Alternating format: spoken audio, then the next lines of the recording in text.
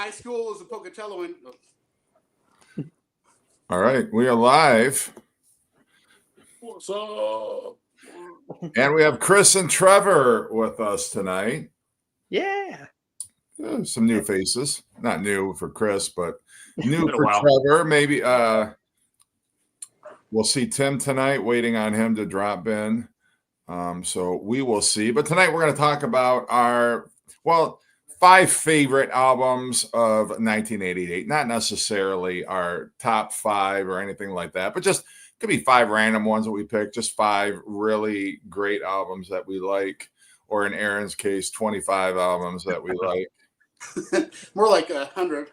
Yeah, I saw that stack.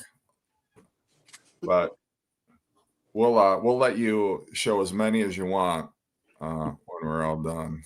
All your honorable mentions, as it were. So what's up, guys? Nothing. Well, I know some people have posted some Black Friday record store day videos already. Yeah, did you see anything that? Well, when we were texting each other this afternoon, I know that, and this isn't going to be a big popular one, but I'm a huge Dwight Yoakam fan, and I know that they're reissuing a lot of his later, or they're coming out with a box set with 3 of his later albums in it that I'm going to need to get. But I know it's probably not top 10 on your guys' list, but yeah, not particularly, but I'm happy for you. Yes, it's going to be me and Sam St. John. Yeah. Luckily, it's every year to me the list is very lackluster, which is good for me because I don't like buying stuff around the holidays for myself. So yeah, the only thing that looked interesting to me was that was it Motorhead, and the obligatory Motorhead live album that they have to do every record store day, but it's like what is it, Brixton 87. But you know what I want them to do is reissue Orgasmatron. Yes. Yeah. Yeah, that's the first record I ever bought back in 86. Oh, good. But the one live thing I really wish they would reissue, because it was out like 35 years ago, a thing called The Birthday Party. And it was released in 90. It was recorded in 1985. It was their 10th anniversary. And it's a really cool show. And in fact, when they do the song Motorhead, they have every person that was in Motorhead, and plus Phil Lynott from Thin Lizzy up on stage. Amazing. Nice. Cool. Everybody's saying hi to Trevor. Oh, hi. And fuck us, but that's all right. I pay them to say that. Did you? Okay. Yeah. Well, they just like to see, some actual new faces here joining us. Trying to figure out if Tim's coming or not. I don't know. But anyway, we're gonna motor ahead anyway. And nice. Our top 5, not top 5, but 5 favorite albums from 1988. That was the year I graduated high school. How old were the rest of you in 88? I know, Aaron, you were the same age as me. Yep. I was 14. And yeah, I think we discussed, we're the same age, but I graduated in 89. I think my mom wanted to put me in later for some reason. So yeah, I was still collecting a bunch of, I had some vinyl back then, but I was mostly buying cassettes at that time. So I had and I didn't have one of those big racks. It was all just a bunch of these, assorted cassette carrying cases and things like that. But I had a pretty substantial cassette collection back then. And of course, the ones that I dubbed off the radio or mixtapes, like those TDK or Memorex blank tapes that used to buy and just load up on different songs and stuff like that. But Aaron, what's your first album from 1988 they're going to show? Well, I'll save that one. Let's see. I mean, I Here's got it. Tim. Oh, Hey, Tim. What's up, Tim? So 88 was one of my favorite years in music. I'd say 88 to 92, that whole era is my favorite musical grouping of years because it's just when I was, I turned 18 and I was really into music and I was buying everything I could and really into the obscure metal and all that. Well, not, I was into everything, but at that time I was just all metal or hard rock metal. I guess they call it hard rock now. But I'll start off with this one. This one I discovered when I was visiting my family in Portland, Oregon. And I heard a song on the radio and it blew me away. And I went down and I walked to the record store, which is like 4 blocks from my grandma's house. It was Music Millennium in Portland. And I bought it on cassette. And I've been a fan of this band ever since. And it's Dirty Looks with Cool from the Wire. Nice. Very, so from the singer Henrik Ostergaard is from Germany. They're kind of have an AC/DC quality to them, but a little catchier in a way. A little more mainstream, but also a little heavier. So, but they're just a really great band. And this album, it still blows me away every time I hear it. The song I heard on the radio was "It's Not the Way You Rock," and they played that on a really cool radio station in Portland, and it blew me away, like I said. And the video for this was "Oh Ruby." It's got every song's good on this. So the song "It's a Bitch" is great. "Cool from the Wire," the title song that started off the album. I don't know if any of you guys know this very well, but this is one of my favorite records. And their follow-up to this was great. They had a lot of great records, this band. And this album turned me into a big fan of this group. And my friend's band actually got to open up for them down in Salt Lake for a show, which was really cool. Cool. Nice. Yeah, that was cool. So, but Dirty Looks with Cool from the Wire, amazing record. Check it out if you don't know it. There's the band there. Would you categorize them as sleaze metal? Yeah, it's very AC/DC sounding, but mixed with AC/DC with some sleaze metal, and you got Dirty Looks. Okay. So Nice. they're very. If you hear them, you'll think AC/DC, but then you'll think also like Spread Eagle, Sweet FA, the sleaze metal stuff, like that too. So really good band, and they've got a bunch of records. That's their third, I believe. It was their first major label record. Okay. Yeah, I've got that on vinyl too. I haven't listened to it in a long time. You're right though. It's a great album. But Very yeah, cool. you and Josh turned me onto that one. All right, Chris. All right. Well, when I was 14, a young lad back in 1988, I hung out with skaters quite a bit. I wasn't a skater. I was probably what you call a poser, but the guys would build their skate ramps, and I'd sit there and watch. But not only were they my friends, but we also shared music, and I would be whatever they were listening to. I was like just soaking in. And one of the bands I remember listening to was DRI, and I had this on cassette back in the day. And I would listen to it on my Walkman all the time.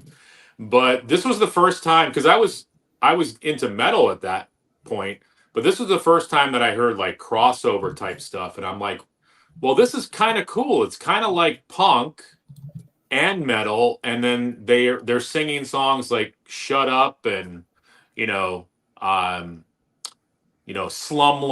So there was like some humor in the lyrics as well. And I was like, this is really cool. And then I just went on the whole DRI kick. But this album is so good. All for Nothing, Manifest Destiny is on here. As I said, Slumlord, Suit and Tie Guy. I remember the cassette too. At the end of the cassette, there was a bunch of like studio chatter that went on for like 10, 15 minutes. That's not on the vinyl version. So I will have to find the cassette again. But DRI should be mentioned more, because I think they influenced many more bands than we think. But Four of a Kind is up there for one of my favorite of their albums. Excellent choice. Yeah, Good one. All right, Trevor. Well, I know I brought it up earlier before we went live to see if anyone was going to pull this, and I think I'm safe in grabbing this one because it was the thumbnail. Yeah, bought it the day it came out. This was the second album by this band I bought day of, and yeah, we all know and love them. And Justice for All. This is my original copy I bought in 1988. There we go. Yeah, it's still on, on the Elektra label there.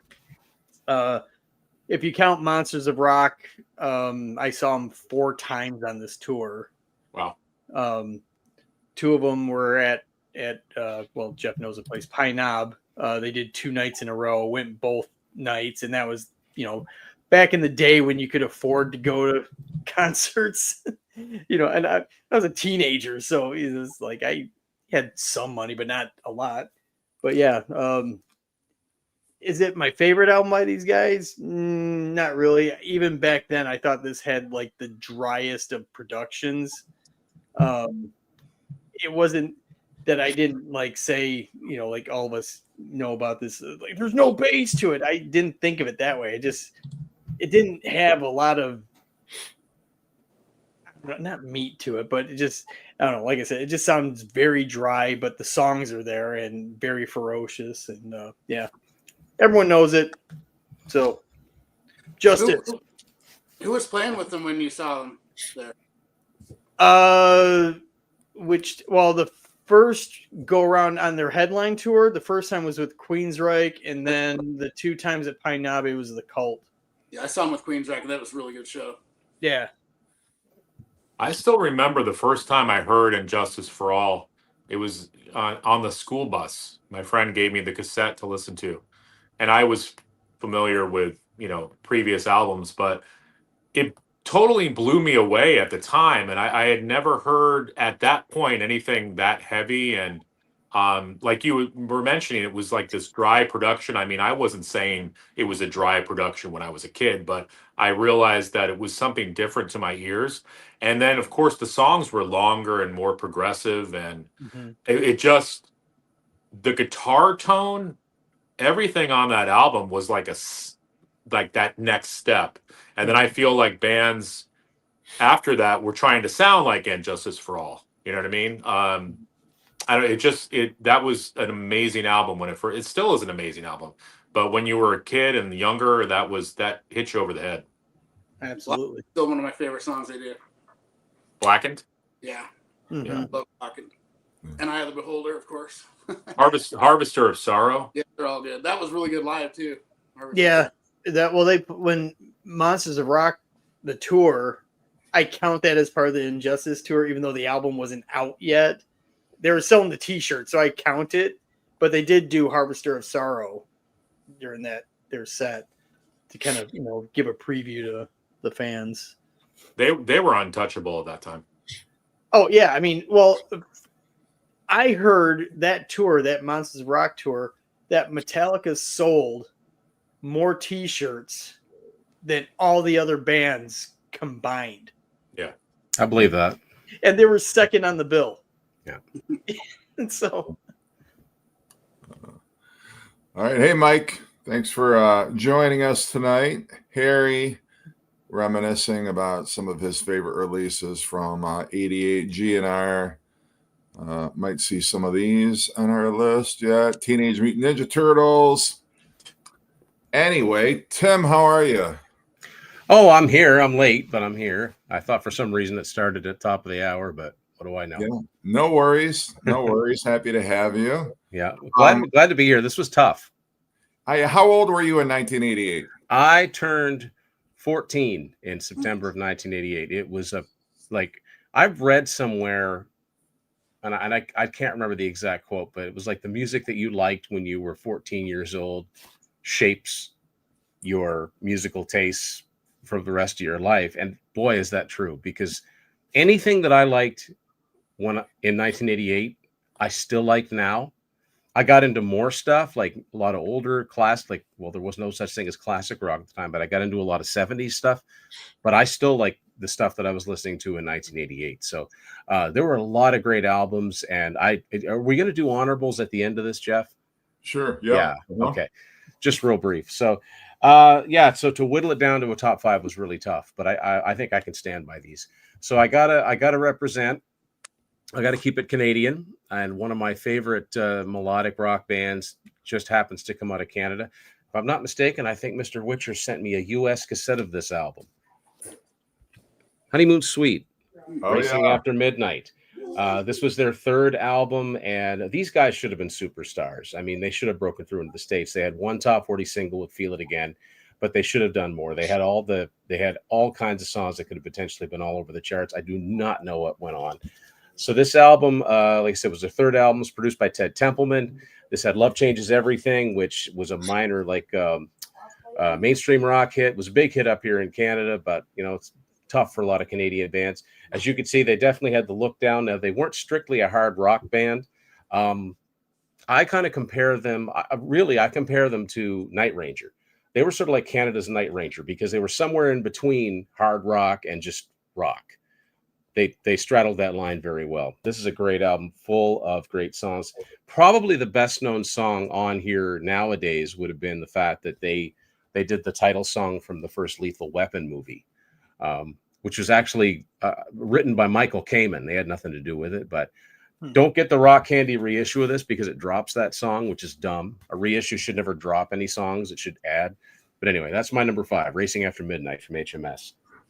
Yeah, I think the Big Prize was the last album I remember being released or getting any attention, at least where I'm from. I think their first 2, the self-titled and the Big Prize, wouldn't surprise me if those were somewhere in the 250, 300,000 sales range in the States because, New Girl Now got a lot of play off that first album. And like I said, Feel It Again was a dent of the top 40. And they had songs played on Miami Vice. They had lots of big tours. They opened for Journey. They opened for 38 Special. They opened for Ted Nugent. They opened for a lot of, bigger acts, but they just didn't break that thing. It's the same story for a lot of Canadian bands. For every lover boy, there's a million more that just couldn't quite do it and stay there.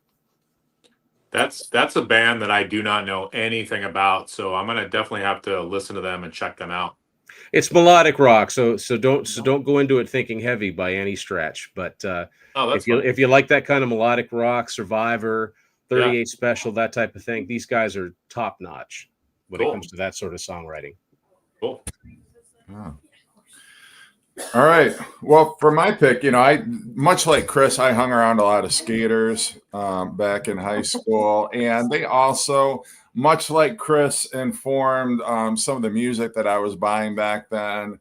And I always used to see skaters with this band's T-shirt on it, and I knew that they were listening to this band, the cassettes and whatnot. So, eventually I broke down and picked it up, much to the chagrin of my parents at the time.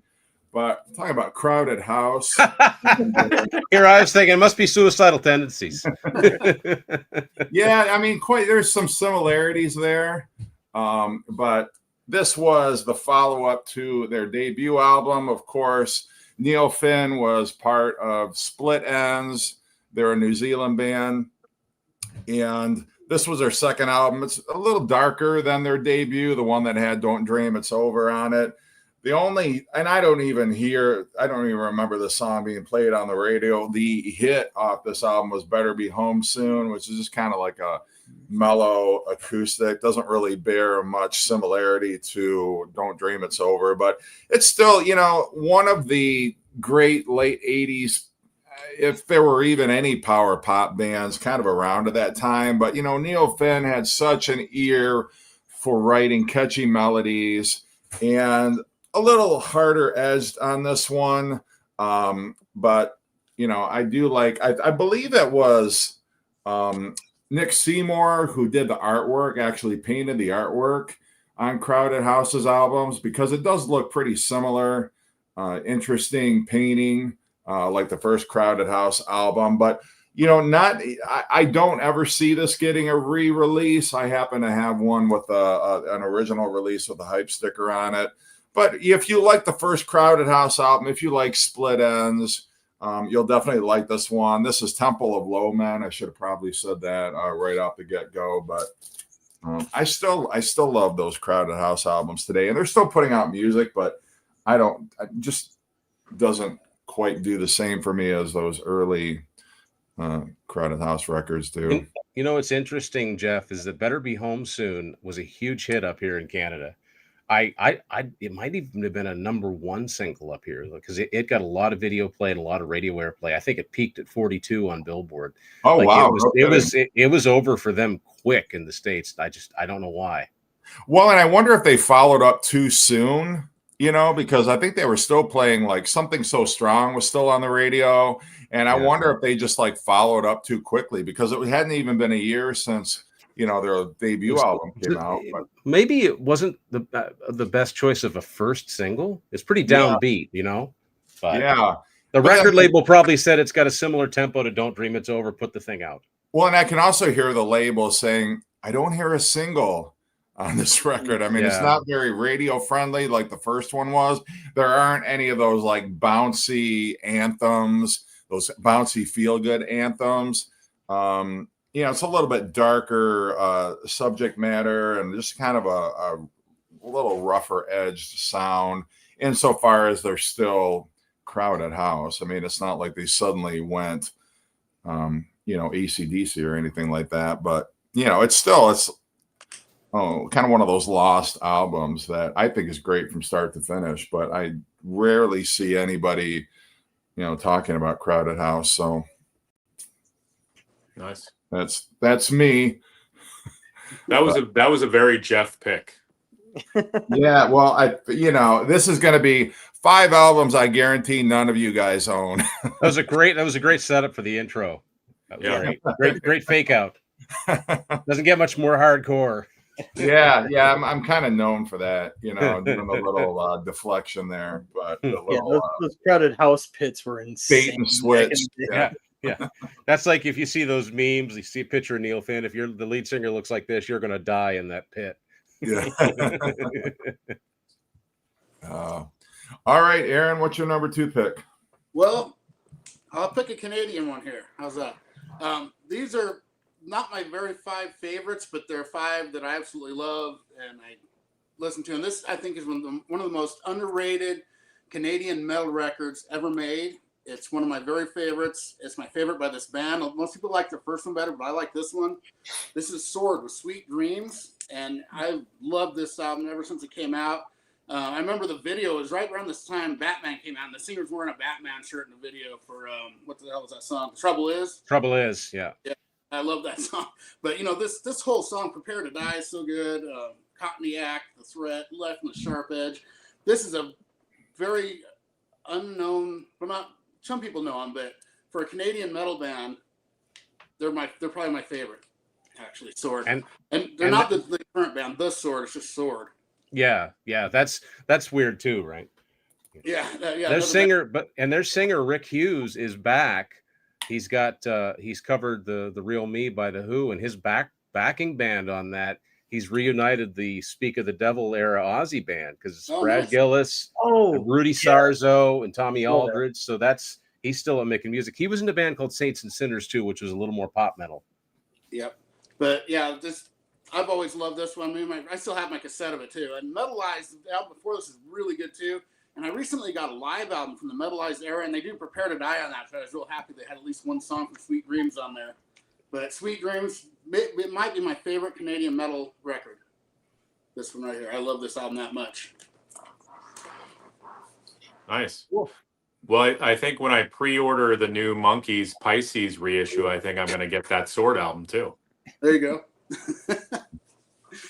Yeah, I don't have anything by Sword. I have stuff by The Sword. Yeah, totally different. Yeah. They're all right. I don't mind The Sword, but whenever people talk about The Sword, it's like I was comparing to that band. I love this band so much. It's weird to me. Cool. Yeah. All right. I'm trying to find one of my records. It's disappeared here. Is it my turn? Yeah. Yeah. Mike just said, thanks to Aaron for sending him a copy of And Justice for All. Nice. All right. So my next pick, it's going to be another heavy pick. And it's actually my favorite album by this band. And I still remember listening to it. And ironically, it was at an overnight church event that I went to. and it was this album and Voivod, another Canadian band, Dimension Hatros. I was listening to both of these cassettes at the same time, but the album I'm talking about is South of Heaven by Slayer. Yes. This album still kicks my ass every time I listen to it. It's my favorite Slayer. I know a lot of people like Rain and Blood. I prefer South of Heaven. Every song, I feel like they took the fury of Rain and Blood and they channeled it and sort of I feel like they made it better. They sort of chiseled it a little bit and made it better. I mean, South of Heaven, Live Undead, Behind the Crooked Cross, Mandatory Suicide, Ghosts of War is one of my favorite Slayer songs. Read Between the Lies. They also cover Judas Priest, Dissident Aggressor. And that was the first time I had ever heard that song. And I heard the Slayer version first. Produced by Rick Rubin. So say what you want about Rick. At this time, his production was killer, especially for this album. I also love Seasons in the Abyss that followed this. I feel like Rain and Blood, South of Heaven, Seasons in the Abyss, those are like the three Slayer records. And I know I love the earlier stuff too. Like the Haunting the Chapel EP is really good as well. But for me, my money is on South of Heaven. I'm kind of a God Hates Us. God Hates Us All, yeah. Yeah. That was released on 9/11. Yes, I know. Yeah. The irony. Yeah, This might but be a problem as well, Chris. you know, Slayer is one of those bands out of the big four that keeps climbing up for me, like in the hierarchy of the order. And they still give me goosebumps when I listen to them. As a kid, they scared the crap out of me because I thought it was all real. Yeah, if you like that one, Chris, you should try Haunting the Chapel. Yeah, I have that. You dig that one too, yeah. Yeah, that's got Chemical Warfare, I think, right? And the title track. But yeah, South of Heaven just still gives me goosebumps when I listen to it. That's the into Slayer because I wasn't a big Slayer fan, and then I went to see Judas Priest on the Ram It Down tour, and they're supposed to have Cinderella opening up. We got there and they changed it, and it was Slayer on the South of Heaven tour, and they were killer live. I really got into them after that a lot more. But yeah, I love South of Heaven. And I've seen killer on I saw them live. I forget what tour I saw them live on, but now when you see them, they've been doing this thing. In the beginning of the show, of course, they have the crosses, and they slowly start to invert before the show starts. And again, listen, I'm not a Satanist or anything like that, but that's just pretty cool to do that, and it just sets the vibe for the show. So Slayer, I think they're still pushing buttons even in 2025. You're not a Satanist, but you play one on TV. Yeah, I know. And I look like a Slayer fan too, don't I? Well, not many people can say they were turned on to Slayer at church. Yeah. I don't. Yeah, exactly. It was a church sleepover or whatever. I think I was probably the only one listening to that album. Yeah. Well, first time I got turned on to Whippets was at a church youth group function. So, I mean, it was a bastion of debauchery, those church overnight sleepovers. Right.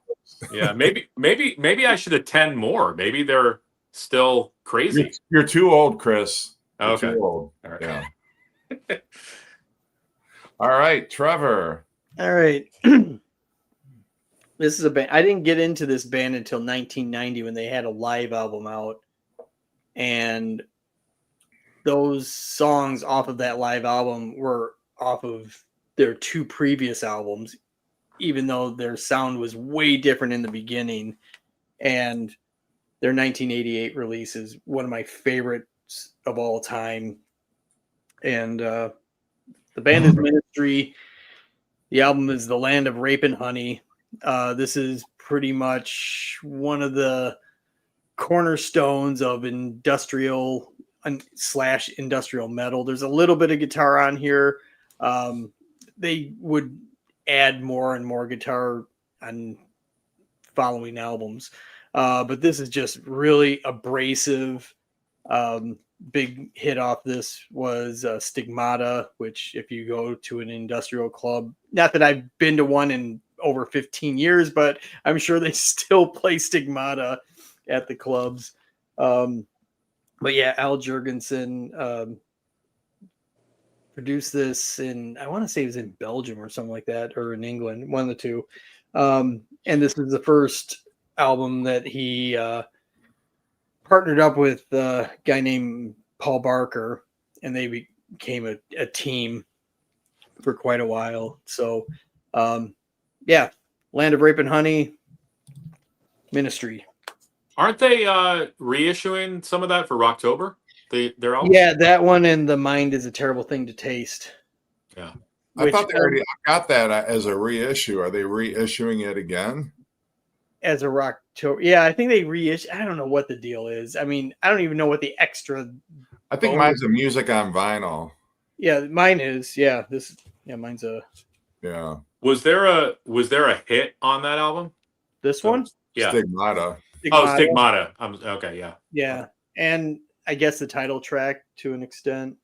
I think I had that on cassette back in the day.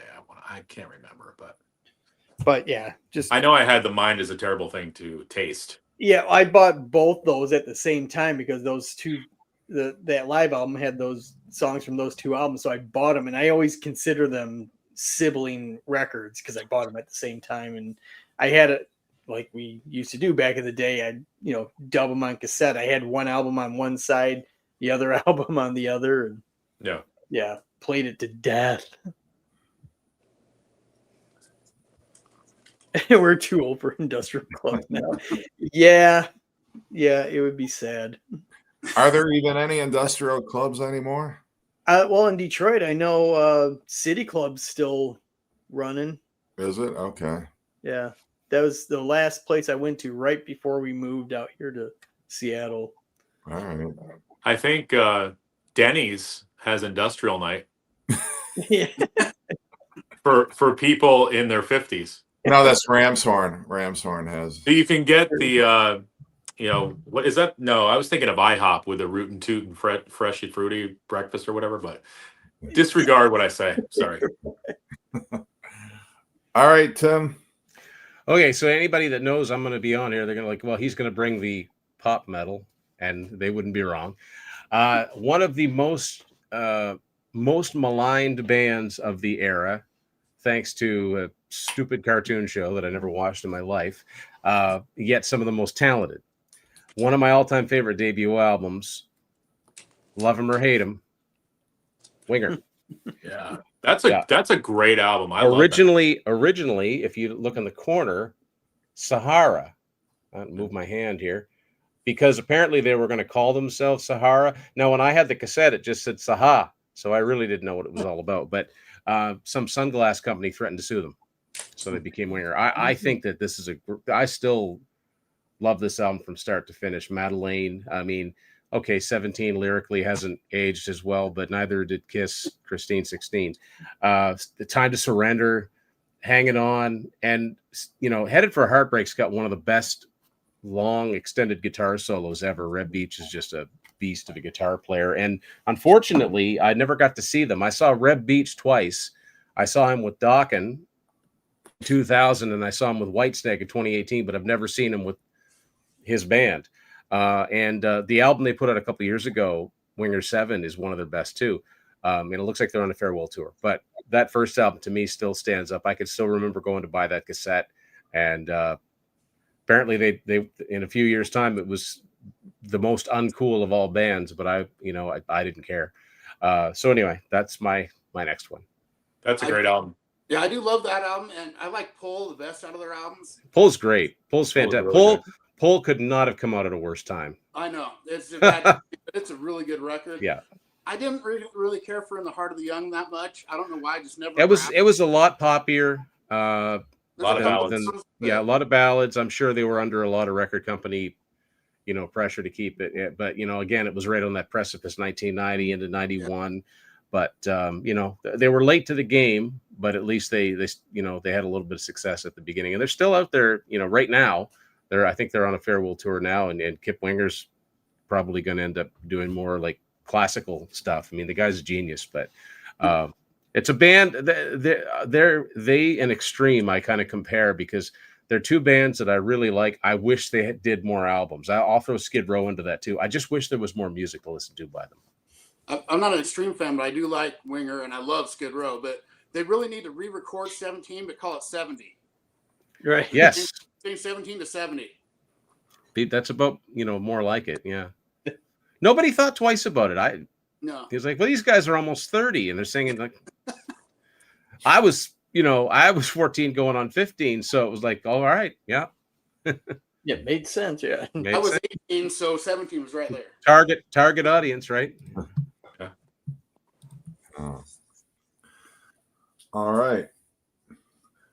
My next pick, this is the first major label release from this band, and I'd gotten into, and this is a band that I showed in last week during our 1985 episode. But one of my favorite bands of the 80s. I know you guys could probably give a shit about them, but I don't care. I'm gonna show them anyway because that's how I do. But I'm talking about REM and their album Green, kind of an end of an era, actually. This is their last album of the 80s, but kind of the last time they sounded like classic REM from the 1980s. And this was where they kind of blew it wide open. Now, like, everybody knew who REM was. When I first started listening to them, nobody had an idea who they were. They were on IRS records. Like, nobody had heard of them. I'd ask around, unless you were like super cool or a skater or somebody who, just had like a really cool music interest. You had no idea, no clue who REM was. And by this point, they had Stand on here, which was big all over the radio and on MTV and Orange Crush and whatnot. You got the introduction of Peter Buck's Mandolin, for better or worse. But it kind of set the stage for Automatic for the People. But, if I could only pick 6 REM albums, it would be their first 6 albums. And then after that, I still like them. But with every subsequent album, they kind of lost me a little bit more. But, not my favorite REM album, but I bought it the day it came out. And I listened to it on cassette all the way to community college. And I loved it, but one of those seminal 1988 albums, and to their credit, I mean, they still continued to, up until like the mid 90s, still managed to have a presence on radio, not just college radio, not just underground radio stations, but I mean, pretty heavy airplay on MTV and also, on mainstream radio, rock radio as well. And I always thought the great irony is the album's called Green, but the album itself is colored like this yellowish orange color. But that's yeah. Chris, do you own the album? On CD, I do not have it on vinyl. Okay. I have Automatic for the People on vinyl. I have the New Adventures in Hi-Fi. Is that what that one's called? Yeah. I have all their stuff on CD though. I remember listening to that album Green though. They have a song called Hair Shirt on there, right? Yeah, they do. Yeah. Yeah, they were great. So that was a good pick. Oh, thanks. Did you listen to that at church? As a skater friends, again, the skater friends were like, you got to listen to this fucking song, Stan. It's going to blow your mind. It's so hardcore. Yeah. Well, again, I mentioned that I came alive.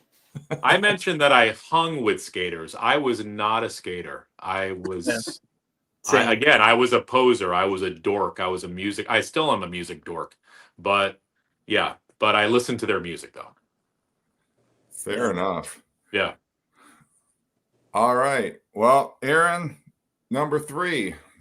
Okay, so 1988 to me was one of the very best years for thrash metal, and it just had so many great thrash albums.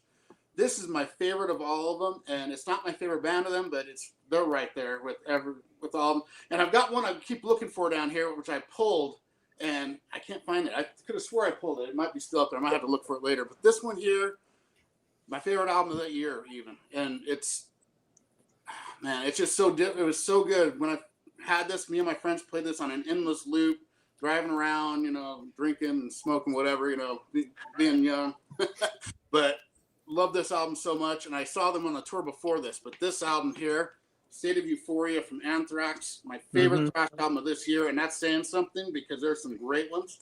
But starting with Be All End All, starting with that cello, just blew my mind when I first heard it. It's like I didn't know what it was, a cello at first, and it was really cool because I saw them on the We've Come For You All tour, and they played that song, and I was like, yes, Be All End All. But Now It's Dark is maybe my favorite Anthrax song. I love Now It's Dark. They did a lot of songs, like Stephen King book songs, like Misery Loves Company, about the book Misery, of course. Previous albums they've done some. Make Me Laugh is hilarious. That's great. Who Cares Wins. Great video for that. But this album here, they say it was incomplete kind of, but to me, this is right there with their best albums. This one, Among the Living, my two favorite Anthrax albums. And I still, every time I hear this, I still get all pumped up from it. It's just a great, great album. Kind of different looking for a thrash band. Yeah. Because the guy from Mad Magazine did that, didn't he? Yeah. Was it Mort Drucker? Mort Drucker, yeah. Yeah. But, It's very distinctive style. Even the song finale on here just kills me. I'll drink 3 6-packs just so I can look at your face. I love that line. So I'm always trying to drink my 3 6-packs, and I almost get there, but it's hard now. I'm too old. Yeah. You forgot to mention the song Schism. I love Schism. Oh yeah. Every song on this is great. My least favorite is the Antisocial, the cover song, which is good. All the other songs just are so good. I think unfortunately the album is sandwiched between Among the Living and Persistence of Time. That was. Well, I think this and Among the Living are my two favorites. Spreading the Disease right there too, though. Those three are. It's like you with your Slayer, Spreading the Disease, Among the Living, and City Euphoria for me for Anthrax. That's my favorite. But this one just 18, and it was just something special about that one. Yeah, I was going through like an Anthrax obsession around that time. Like I remember in high school, I had so many Anthrax shirts that I could wear one each day of the week. I actually caught them twice on that tour. The first time they were opening for Ozzy on the No Rest for the Wicked tour, and then they came back around with the MTV Headbangers Ball tour, and they played Kobo. And I guess everywhere else they were playing theaters. I don't know how they played Kobo Arena. But yeah, it was them and Anthrax, and then sandwiched in between was Halloween, which was, I don't know, when you get Anthrax and Exodus, Halloween kind of sticks out like a sore thumb and didn't really go over well. But yeah, it was a fun. When you said Kobo, I thought you were going to say they were on the same bill as Bob Seger and Jay Giles band. That would have been awesome. I would have loved that. You're lucky because I had to travel like out of town to see concerts. I'm in Idaho here, so I mean they used to have concerts here, but not too many. And then after the 1980, after the 5150 tour for Van Halen, they stopped playing them here because stuff happened. But yeah, they do have a repress of it here. This is an original, and then I have the repress which has the extra side on it, which is cool. It has the French version of Antisocial. Friggin' and the Riggin', Parasite, the Kiss song, which they do really well. The Sex, Pipeline, and another live Antisocial. So I have 2 copies of it. It's one of those albums I'll have multiple copies. I like it so much. Nice. That was a great pick. Yeah. That was a cool pick. My pick is not going to be cool. Sure it is. Join the club, Chris. So here's the thing. I started off cool. I showed DRI and Slayer. I figured, you know what? That gives me some street cred. I mentioned how I hung out with skaters. So, but listen, I've said it on my channel before. I'm a huge country music fan. I love country music. I love, traditional country music like Johnny Cash, Merle Haggard, Loretta Lynn. I like the 90s stuff like Reba McEntire, Alan Jackson, Garth Brooks. And I'm a huge fan of this guy, Dwight Yoakam. I was talking about him before we pressed record tonight. But this was his 1988 album called Buenas Noches from a Lonely Room. And there he is right there. What was cool about this album was that he did a duet on here with Buck Owens. And he sort of brought Buck Owens back into the limelight again. Dwight pulled one of Buck's older songs called Streets of Bakersfield. I remember seeing the video to that. Yeah, which is an amazing song. Dwight also does an old country song on here called Home of the Blues, which Johnny Cash had done. His guitarist, Pete Anderson, produced this. Amazing producer. He brought the best out of Dwight. What I think was cool about Dwight, and what still is cool about Dwight, is that Nashville doesn't want anything to do with him. He's almost like too country for Nashville. So Dwight would hang out, I think, in a lot of sort of the divey punk bars out in California. And the kids listening to him really got into his sound. It's that rockabilly, that hardcore country. Dwight has this nasal voice that you either like or you don't like. I happen to like it. It's hardcore, but I don't know. There's something about him that I love. I've seen him live before. Yeah, but this is a killer record. So 1988. Cool. I know all of you guys have it. Like Aaron, I have multiple copies of it. Yeah. So again, I wish Sam St. John was on here, but what are you gonna do? Yeah. Is that one of the ones that they're going to release on Black Friday? No, I think they reissued this already. They're gonna put out an album. It's annoying because in that box set they're gonna reissue. I already have one of the albums in there. I just need the other two. But I have a feeling they might release the other two separately. They were big albums for him too. One was called This Time, and the other one was called Gone. So I need those both on vinyl. So I'll probably end up getting the box set anyways. Hopefully there might be some extra stuff in there. Mm-hmm. But yeah. So I know country music is not popular in the BC, but whatever. Depends on what channel you watch, I guess. Right. Yeah, that's true. All right, Trevor, I know you're a country guy. You know, there's some, not anything recent, but yeah, there's some I dig.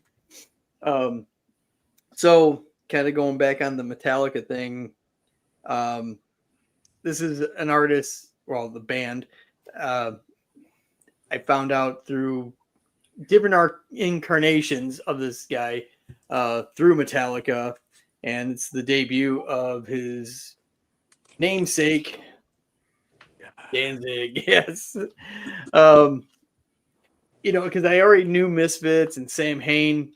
When this came out, this was pretty different. It actually took me a while to digest this record. Even though out of Sam Hain and Misfits, this is easily the most digestible, but it was just so different. Actually, I got this at Purchase Street Records when we were in Boston. Unofficial pressing, but man, it's spot on too. But anyway, Danzig was more of compared to the punk stuff of Misfits and like the kind of pseudo goth. There you go. The pseudo goth of Sam Hain. This is way more like blues rock, almost kind of metalish. But yeah, here we go. Tim, where's yours? But yeah, just, you know, everyone knows the song Mother. Twist of Cain was another kind of big hit off here. But yeah, it's just the beginning of a nice ride of great Danzig albums, you know, Danzig 2, Lucifage, and 3, How the Gods Kill. All those albums are absolutely fantastic. But yeah, this is always a go-to when it comes to Danzig for me. And I want to say this. First of all, that's an awesome pick. And I'm going to say this. Chuck Biscuits on drums. Yeah. He is such an underrated drummer. Of course, he was in DOA.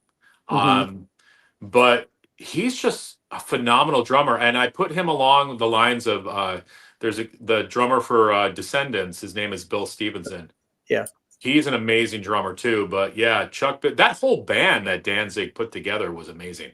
Yeah, well, and they were actually pretty cool. I had the fortunate time of actually meeting them on the How the Gods Kill tour when they were opening for Sabbath on the Dehumanizer tour.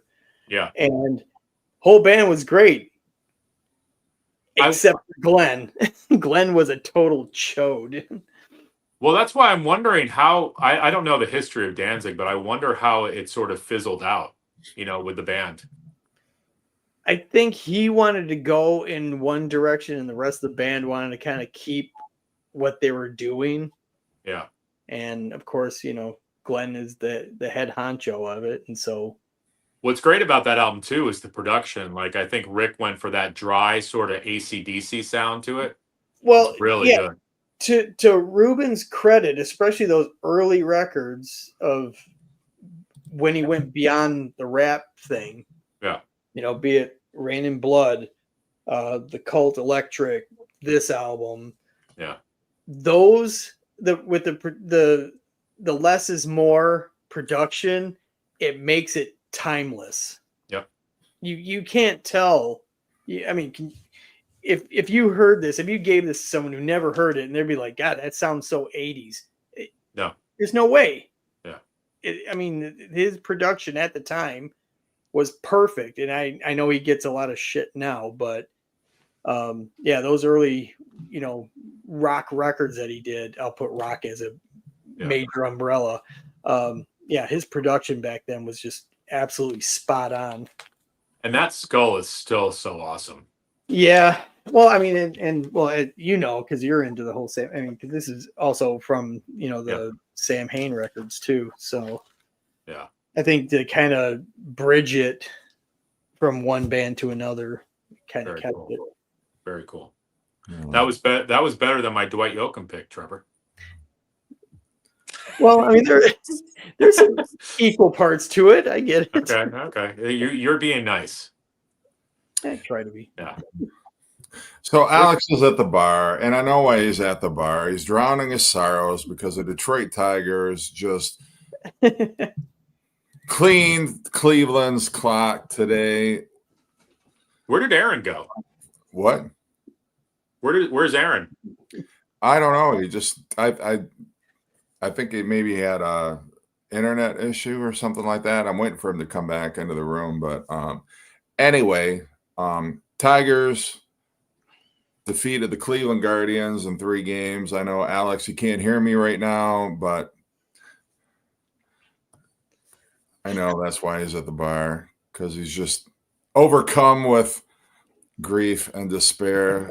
I wouldn't have it any other way, incidentally, but all right. Anyway, Tim, your pick. I think there's an incredible amount of variety, and that's why this is so much fun. So far, there haven't been any repeats, have there? No. I pretty much guarantee there won't be from my end of things.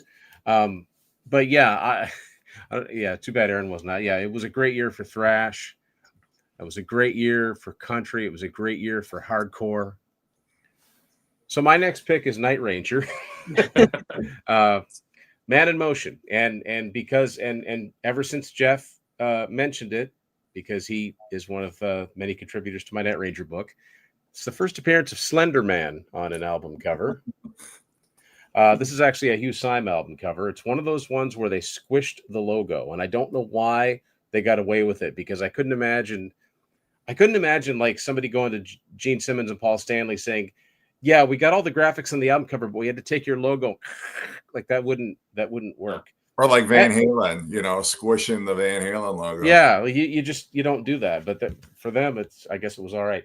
So they were down to a 4-piece on this album. It's a little bit more guitar oriented. This album was a huge flop. It went right into the delete bins. It's actually my favorite. Now, when I say it's more guitar oriented, we are talking about Night Ranger here, so it's not, it's not hardcore or anything. But I can hear on this album, because we're only 2 years away, there's a few songs on here, especially the ones that Jack Blades sings, would not sound out of place at all on the first Damn Yankees album, because we're very, very close. The Night Ranger went on hiatus in '89 because this album tanked. and they got back together after a few years. But this is a great album that could have spun off a bunch of hits, but I've said this many times that there were bands that came out in the earlier part of the 80s that sort of predated the what would become known as the hair metal bands and the bands that were ruling the charts in 1988, and probably influenced bands like that. But for the bands that started it, like these guys and Survivor and 38 Special, it just wasn't their time anymore. So they were all suffering as far as album sales goes, and they weren't charting hit singles anymore. And it's a shame because this is a great record. Does not get enough attention. Didn't certify at all. Like, I think it hit the delete bins less than a year after it came out. But that's my pick, I guess, for number 3, Night Ranger Man of Motion. Well, that's another album that I'm going to have to check out because I'm always drawn to those albums that go right to the delete bin. Me too. I was like, well, it doesn't necessarily mean that they're bad. Yeah, and I always want to listen to it and go, why did this not do well? I have theories. Because MCA sucked. Okay. You know, just like what I always talk about with Y&T, A&M sucked. Some record labels just were not. You know, they couldn't all be Geffen or Atlantic or Elektra or Mercury or labels that really knew what to do and knew how to market bands because they're delivering the songs. It's like they could make you some money if you didn't have, you know. But MCA did a whole corporate cut at around this time, and it affected a lot of classic acts. It affected Kansas and Little River Band and Dennis DeYoung, because it was all about Bobby Brown and Tiffany at this time. So, which that tells me you haven't got enough staff. You need a rock staff, you need a pop staff, you need an R&B staff. Yeah. But yeah, the delete. I used to love looking through the delete bins. I wouldn't have discovered. That's how I got introduced to the band Vandenberg, one of my favorite unsung bands of all time. I found all 3 of their albums from the 80s in the delete bins. Yeah. So what you're saying is it shipped gold, but it returned platinum? I would say it shipped. It probably the initial run. They probably made 100,000 copies. Midnight Madness was obviously their biggest album, Richard, and that's one of the reasons I wrote a book about them, because I think they should have been a much bigger band and had a longer run of hit albums. But I'm not plugging the book, even though I kind of am. But if you like the writings of Jeff Witcher, let me tell you, he's all over it. But yeah, you're right. MCA was one of those labels, especially it was a rock and hard rock. It was a weak label. I mean, I bet if you ask the guys in say Flotsam and Jetsam or Voivod, like, what did MCA do for you guys? And they're probably like, not much. No, I always said, because I was working at a record store in 1990 era. Yeah. And yeah, a lot of those bands, I mean, you saw MCA and like, these are tax write-off bands. That's a really good point. My buddy Davey Cretin used to work in retail for years. He always called them the music cemetery of America. Yeah. Oh, that's good. I like that. But yeah, I mean, well, we brought up the name earlier, Spread Eagle. They were on MCA. Yeah, they were on MCA. Yeah. And who was a friend of ours, Anthony? He found that on cassette, a promo cassette, and I had that on promo cassette at the time. And I told him, I'm like, I'm sure there's probably more promo than actual albums. There are some albums. It's harder to find a copy. Let's pick on cassettes, because that would have been a lot of what was circulating back then. Mm-hmm. It's harder to find one that doesn't have a hole punched in the side of it, right, than one that does. Like, it's harder to find one that someone actually bought as a new release and paid full price for, rather than one that ended up in the cutout bins. Yeah. But yeah, so it got me interested. I put on that Spread Eagle album when I was out doing my deliveries. I'm like, this actually was pretty good. There was another thing too. Like, I was not a grunge fan at all, but I kind of understood why it happened. There were too many bands, and the record labels were signing too many bands. There weren't enough dollars. There weren't enough A&R people. There weren't enough promo people. I'll put most of the blame on Atlantic, because for a certain part of the 90s, you saw so many cutouts, and they were all bands on Atlantic Records because they all had that red and white side on them. And bands that somebody like me that was actively reading the rock magazines had barely heard of some of these bands. Like, there were just too many. You couldn't keep up. Right. Cool. All right. Well, my next album, and this is one, back when people went to record stores and that's where you bought your music rather than on Amazon or, however people buy it these days. And before you had streaming, so you could listen to an album ahead of time or whatever. I went into a record store and it was in a mall and I just saw this record cover and I'm like, this looks interesting. I'm going to listen to it. And it was one of those stations where you could put the headphones on and just kind of like listen to, a particular album. And I listened to this and I immediately fell in love with it. And it was just very random because I was just kind of like, I didn't know what I was there to buy, but I'm just kind of like, I got some money, I'll see whatever. But it was this album by The Church, Starfish. And the song that the first song I heard on it was Reptile. It wasn't even Under the Milky Way. But this is just such a fantastic record. I listened to it religiously, even to this day, no pun intended. I was going to say, I have to listen to The Church religiously. Right. Yeah. I did not hear this band at church, at the youth group. Chase it down with a Slayer cocktail. Yeah. And then come to find out, like, they had a very deep catalog. They're a UK band. They had a very deep catalog even before this record came out, but fell in love instantly. And we're talking like this would have been 1988 when it came out. Yeah, that was the next one, Gold Afternoon Fix. But there was just something about this that drew me in. It was alternative rock for sure, but very melodic. Reminded me a lot of the bands that I was listening to at the time. And, the big hit off here was Under the Milky Way. But, if you like that song, you'll like the rest of this record. This is one of the albums I have on cassette. I have it on CD and I have it on vinyl, but I could say that about 100 other records I have. So it's not like this is anything particular special in that respect, but love that record. And I've got other Church, music, but that one is still been my favorite of theirs. Cool. That is a great album. I have it on CD. I have to pick up a vinyl copy of it. Yeah, I think Under the Milky Way. I think that song kind of got a second life when Donnie Darko came out. Okay. Yeah, they're Australian, aren't they? I always thought they were Australian. Yeah, I don't know. I just presumed they were UK, but you're probably right. I'm not. Well, it's just for some reason. Now, is it a case where, like, honestly, I'm not all that familiar? Just the one song. Is that a case where that song's pretty representative of what they sound like? It's not a complete anomaly. Yeah, pretty much. I mean, they're very much like a guitar kind of a, I don't know if I'd necessarily like kind of a bit like Echo and the Bunnymen, a little bit like the Replacements, kind of like that. But, just a very unique, for 1988 when you had a lot of bands trying to, sound like the whole Jangle Pop thing and all of that. But Aaron's back. But yeah, it's pretty representative of what their sound is. They were a little bit more like kind of gothic sounding, I think, their earlier records. But if you like Under the Milky Way, that's pretty much, not far off from what the rest of their album sounds like. Well, there he goes. Just like that, he's gone. Damn it. All right. Well, being that Aaron's absent, Chris will go to your pick, and then if he comes back, we'll circle back to him. So this album was one of my favorites as a kid, and it's still one of my favorite albums to this day. It was this band's 15 minutes, if you will. And I'm talking about the Dead Milkmen.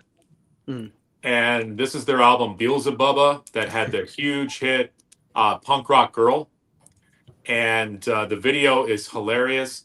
This whole album, to my ears, is amazing. Even before this, they had Big Lizard in My Backyard, which was a great album. Eat Your Paisley. After this, they came out with Metaphysical Graffiti, which was another great album. It didn't do as well as this. But Brat and the Frat, Sri Lanka Sex Hotel, Punk Rock Girls, The Bleach Boys, Smoking Banana Peels, Born to Love Volcanoes, which is about PBS. Ringo Buys a Rifle, Life is Shit. So many family fun songs to sing along to.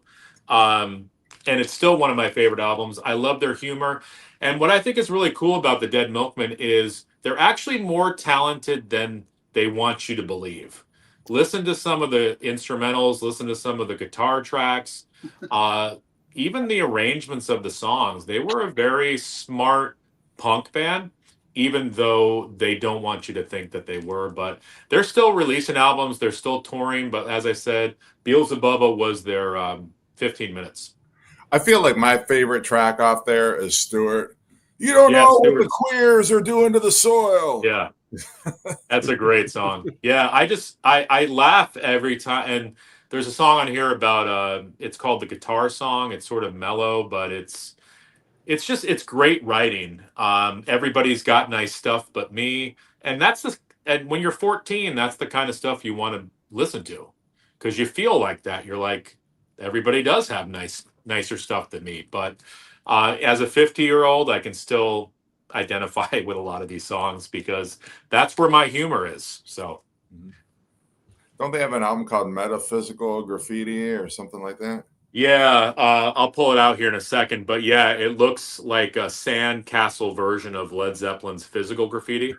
Mhm. And that had the songs "If You Love Somebody, Set Them on Fire."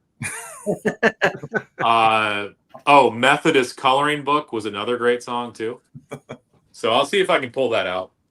Right. But yeah, All right, well, let's go back to Aaron before he disappears again. I don't know what the hell's going on here. Yeah, I just switched to my phone. Am I there still? yeah. Yeah. You're still there. Okay. How far around did it go? We're on number 4. Yeah, last I heard, we were talking about Danzig, and I was going to say something, but that's way past that. So We said everything there is to be said about Danzig, so Yeah. not to worry. okay, did you tell him that James Hetfield actually does background vocals on a song on that album? Okay, He sure did. Yeah. That's right. Yeah. it's unmistakable now after you know it. So we James got two more. Hetfield sings on a Heart album. Yes, that's right. Yep. Beautiful Broken. Yeah. I got that one. It's good.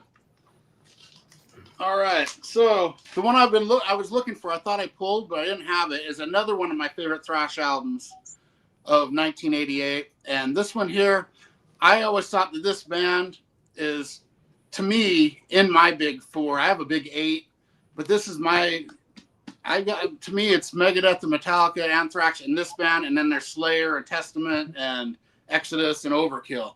But this band here, I like just as well as any of them. And this album is so different.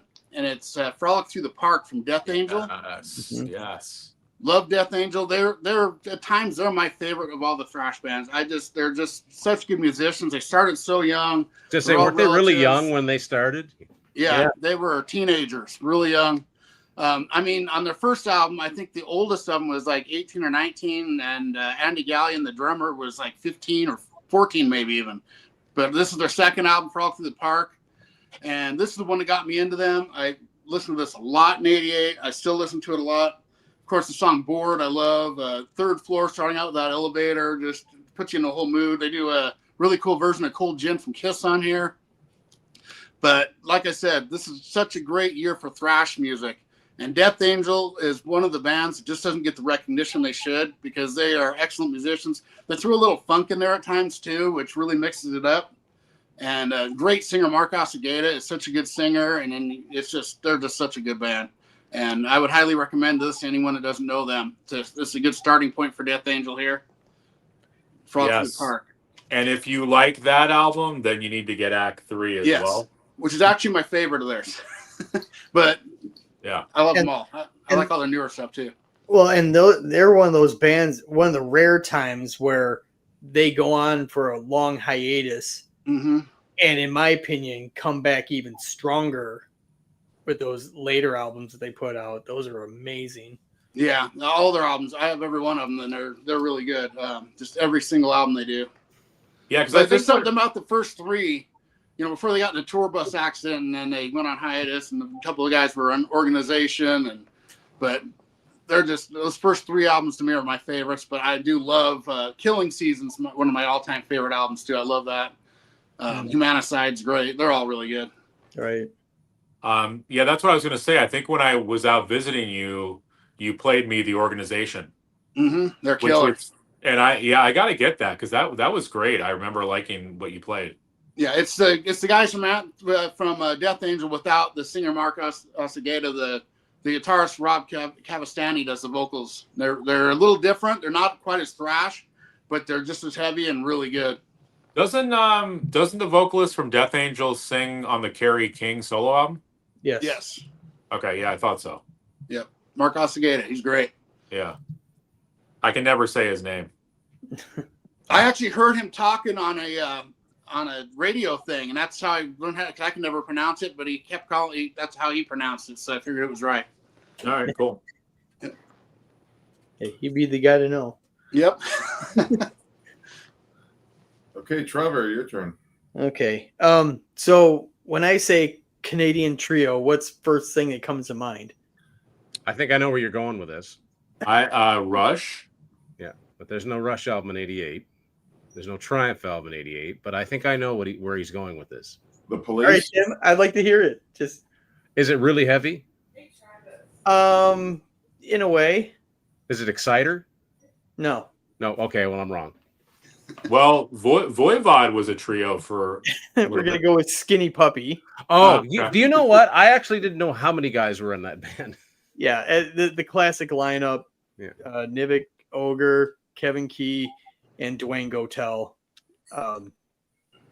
Yeah, this was when they kind of went even further in. I mean, they're always electronic, but this is when I always picture, on the mixing board of when they record it, that all the meters are just like buried into the red because it's such a brutal but just abrasive record. This is when they started getting more abrasive. Weren't they kind of like 9 Inch Nails before 9 Inch Nails? Oh yeah. Yeah. I mean, the song "Down in It" from 9 Inch Nails is a total rip off of "Dig It" from. I remember that's a video I remember seeing on Much Music. Yeah. But these guys, I got into industrial through Ministry and reading from that live album where Al Jurgensen put together this kind of all-star band and Nivik Ogre was part of it. That's where I learned about Skinny Puppy. I always knew the name and I always thought Skinny Puppy was a punk band until I heard him. Like, yeah, that is far from punk rock. Very different. But it was also when I was learning that, hearing keyboards and it being aggressive, which, growing up, when I think of keyboards, you usually think of like new wave or, just kind of like, adding in some flourishes in rock music. This is where it was just keyboards, but they were just trying to break music with it. So, yeah. So, Vivisect, Skinny Puppy. Yeah, I think they were a little bit more abrasive than even Ministry. Yeah, in a way. Yeah. Yeah. All right, Tim. So this might be a case where there's some doubling up because I know this is a longtime favorite of Jeff's. I mean, he even did a series on this band, and this lineup in particular is like his favorite. Damn, I was going to show that too. I know, right? This Van Halen. Oh, you hit one too. The second one was Sammy Hagar. This was the first Van Halen album that I bought new, and I vividly remember this. It was right at the end of, it would have been grade 8. And anytime the school year was coming to an end, I have vivid memories of it. I think I heard, Black and Blue. I heard that on the radio once.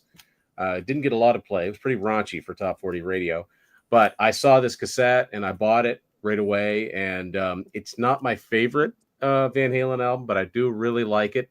A lot of people think that it's their poppiest album, but I think that's just because they've heard When It's Love too many times and maybe Finish What You Started or even Feels So Good, which is practically, that's almost like a Genesis song. Like that's just pure keyboard pop. But AFU, Naturally Wired, Source of Infection, Sucker and a Three-Piece, you know, there's heavier stuff on this album. Mine All Mine is one of the most epic Van Halen songs, I think. But I've got such a soft spot for this era. This is when I got into the band. Obviously, I went back and got everything else, but this is the first one I bought when it was brand new. So actually, this is a sealed copy I bought in '93 when my local Sam the Record Man, which is a well-known Canadian record store chain, they were selling all of their vinyl at half price. So I cashed in on quite a few of those. So still get the hype sticker on the front. And one of the most annoying things is that Van Halen did this on a few albums. They'd list the song titles in alphabetical order. Like, what the heck does that matter? I want to know the order they actually play in. But anyway, that's my number 2. It didn't mean to steal your thunder, Jeff. No, that's all right. But I like the With the Beatles. The Beatles thing at it. And I mean, lots of bands have done it, right? The first Kiss album. It because it works, right? It's striking and it stands out on a record shelf. Yeah. That was the only time I ever saw Van Halen was on that tour. The Monsters. See, now that's when I hear about that, like that's what a strange bill. Because you've got Kingdom Come, Metallica, Dokken, Scorpions, and Van Halen, like all rock bands, and I'm sure there's a lot of common fans, but yeah. Well, they were trying to play off of the European Monsters of Rock, yeah. And you know, because we never really, well, especially in the 80s, we didn't really have much of that. No, you didn't get the traveling tour things, but I've heard many stories of how, you know, Dokken just could not follow, and I like Dokken, but following up Metallica at that time. Well, and plus those guys, I mean, those guys are breaking up. Well, yeah, because I mean, I was walking around the concourse during Dokken because I mean, I'll be honest, I don't care for Dokken, but I'd watch down there and you would see, and on a stadium stage, so it's huge. You see Don Dokken on one side and George Lynch on the other side, and you know they wouldn't even interact. And the fact of the matter is, they were never an exciting band live. Well, I like their albums, but yeah, they were never that exciting a live act. So I mean, Metallica were like you just couldn't take your eyes off them, right? But during the 80s, there are 4 words that I heard the most on rock radio, and is during the commercials you'd hear, and with special guests. Dokken. They were special guests a lot, yeah. They were always the opening. They were height. They are one of the most unusual bands because they had 3 platinum albums. Yeah, and yet they still couldn't break that seal. Yeah, it's straight 3 platinum albums and then a gold live album after they broke up. Very strange career. Right. Sorry to derail that, but yeah. No. Back for the Attack is one of my favorite albums. It's a great album. I love Under Lock and Key. I love Tooth and Nail. I'm a fan, but coming on after Metallica, who were just hitting their they were just bubbling up from the underground. It would have made a lot more sense if Dokken had gone on before Metallica. Mm-hmm. Yeah. All right. My pick was a total blind buy. I went to the record store and the cover immediately, like, it was just very striking. And, I was buying cassettes at the time. So it was like, okay, if this album sucks, I'm out like, what, $12? Like, no big deal. But as it turned out, like, it was totally in my wheelhouse. I'd never heard this band before. It was familiar. And yet at the same time, the vocalist was so unlike anything I'd ever heard before. And I'm talking about the Sugar Cubes, Icelandic Sugar Cubes, Bjork. If you're familiar with Bjork, this was the band that made her famous. This is their debut album, Life's Too Good. And it's like Icelandic's version of the B-52s. Like if you like the B-52s, if you dig B-52s or Devo or kind of one of those quirky new wave bands from the early 80s, you would definitely dig the Sugar Cubes. And yeah, it was just something about Bjork's voice. And this is before anybody had heard who she was. I was the only one who owned this cassette. Shocker there, like I'm sure I'm the only one participating in this video right now who's ever heard of or watching this video for that matter. But, you know, it was just like a song like Birthday where she's just like shrieking and just these guttural vocalizations. And yet like this childlike innocence at times to her vocal, but very much like new wave-ish, very much like I said before, you know, like the band like the B-52s. But, you know, another one, I own this on vinyl. As a matter of fact, as I'm like going through this, every album I'm showing today, I like them so much, I own them on vinyl, cassette, and CD. That's just how sick my vinyl or music addiction is, that I got to have all my favorite albums on all three formats. Like it's not enough to just own one, you know. No 8 tracks though, eh? No 8 tracks. But as a matter of fact, there's one album that was discussed by one of us that did come out on 8 track. Anybody want to guess what that might be? Of the ones that I've shown or the ones that no, just in general. Not one of mine. The Night Ranger? No, I don't know. What? No the idea. Dwight Yoakam. Oh, Dwight no Yoakam. kidding. Yeah. Dwight Yoakam came out on 8-track? A lot of the country artists were some of the last ones to get their 8-track versions. Yeah, so it is possible to get that on 8-track. So you're telling me, Tim, I need to get this on 8-track. Good luck. Why not? Tonight I'm going to pre-order the new Monkeys. I got to get Sword. I got to get Honeymoon Suite. And I got to get this on 8-track. Well, I'll tell you, you'll be in line, I think. I doubt there's any for sale, but yeah, it is very true. Like, you know, I wrote a book about that too, but like 87, 88 were the dying years of the record clubs making 8-tracks. You didn't buy them in stores. It was just the record clubs like Columbia House. But if you were a country fan, yeah, you could get, you know, the first couple Dwight Yoakam, the first couple of Randy Travis. Wow. Trying to think of some other examples, but yeah, anything, you know, all of the George Strait albums, Hank Williams Jr., like all of those, if they put them out on a major label, it probably came out on 8-track. So, wow, cool. See, Richard loves the Sugar Cubes. God bless you, Richard. He saw them and Public Enemy open for you too. Can you imagine? Wow, what an eclectic lineup that was. Jeez. So, anyway, check them out. right on. All right. Our last picks.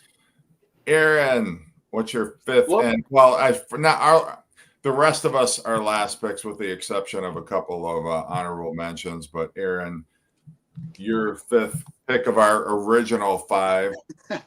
Now, I don't know if someone showed this while I was trying to get back on or not, but I'll do something different. How's that? Yeah, because you were going to pull a Dwight Yoakam album. I already showed was, it. yes.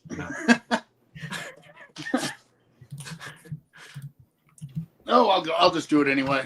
We were kind of talking about it anyway. So this album, when it came out, was really unique. It still is. I'm just going to show this. I don't know if anyone showed this while I was off. No.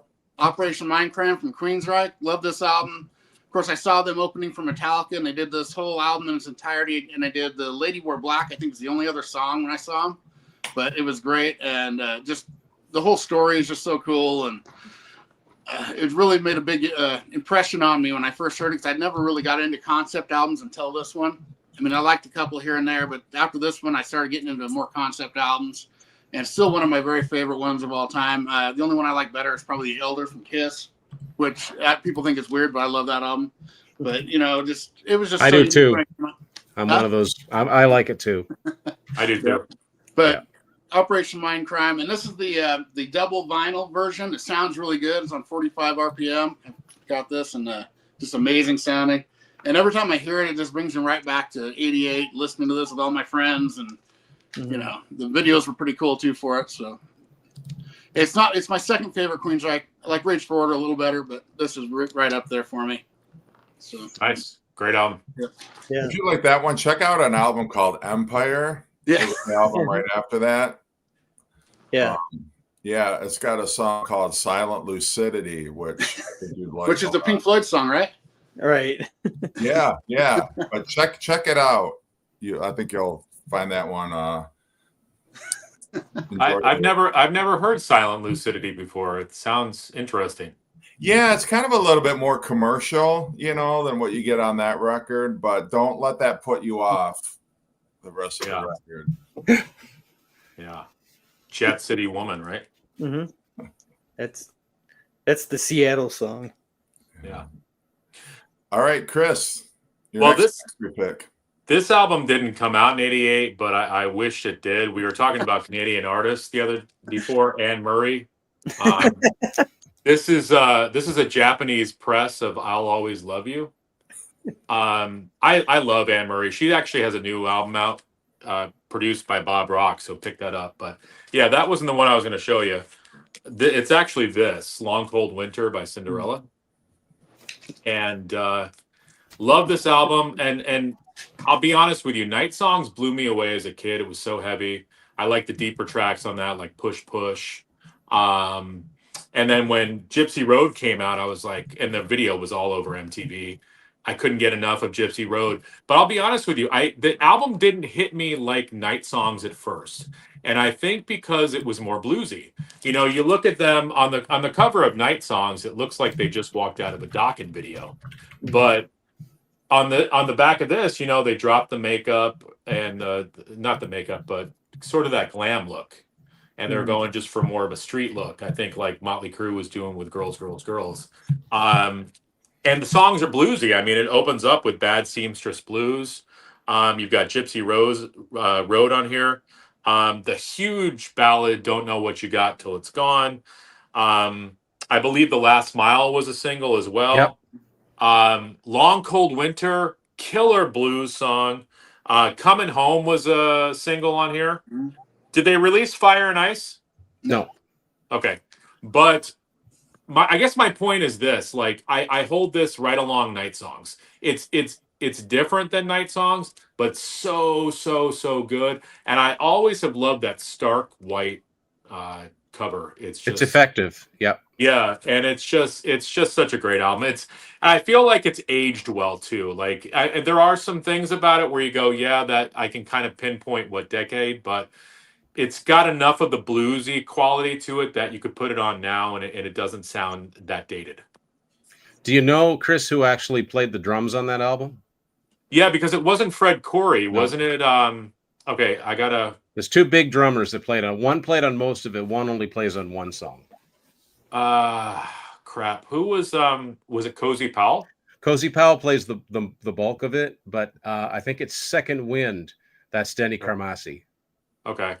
Fred Coury. I've seen Cinderella live, and Fred Coury's a good drummer. I don't think he played on any of their albums. Yeah, he did. Did he? He played on Still Standing and parts of Heartbreak Station, I think. I thought Kenny Aronoff played on Still Climbing. I could have swore Fred Coury was the one. Let me look at it. I don't think so. And what's I don't think so. But you're probably right. I could have swore he played on. Maybe it's Heartbreak Station he played on. Heartbreak Station would be the only one because it's the only one where there isn't another guest drummer. I know he played on at least that one. I thought he played on Still Climbing too, but you're probably right. Positive that's Kenny Aronoff. Okay. Because then when they went on tour, I think they had Ray Brinker for a while. And then Fred Coury, of course, went on to be in the band Arcade. Yes. Yeah. They're great too. Yeah. Yeah, Fred Coury's a talented guy. When I saw them, they did an acoustic version of the song Heartbreak Station, and he played the melody, like the melody expect that on piano. He played it on violin. Yeah, he's a good musician. It's just studio drumming, I guess, is a weird thing. Yeah, he was also in London. That's right. Yeah, and I think he subbed in for Steven Adler in a couple of early GNR shows. But we were talking about bands that we wish made more music. I kind of wish Cinderella made more music. The thing is, Tom's 2 solo albums that he put out, that's probably the closest you're going to get. Yeah. And what's sad is that they were going to put out an album in 99 because John Kolodner revived the Portrait label. Great White put an album out. Rat put an album out. There was supposed to be a third Damn Yankees album, and then there was supposed to be another Cinderella album, but label nonsense got in the way. But I do know that some of the songs that were meant for that Cinderella album ended up on Tom's first solo album, like Solid Ground. And I mean, it's pretty good. If you like Heartbreak Station, especially, that first solo album of his is really good. The second one's good too. It's heavier. Because what was the fourth album called? Still Climbing? Still Climbing. And that one, talk about an album that came out at the wrong time. That one completely died. It's a good album. Yeah. They So, never yeah. made up, in my opinion, that Cinderella never made a bad album. No. That's why I had to represent some Cinderella tonight. Yeah. Mm-hmm. All right, Trevor, who are you representing? I am representing Bay Area. It's probably in Aaron's pile, but we're gonna tell the world the new order's here. Sorry, Jeff, you might get a copyright strike because that was so spot on. But yeah, the sophomore album from Testament, coming off the heels of the Legacy, so strong of an album. I mean, their first three, sometimes fourth album, just a string of just great albums. But yeah, keeping thrash alive in '88.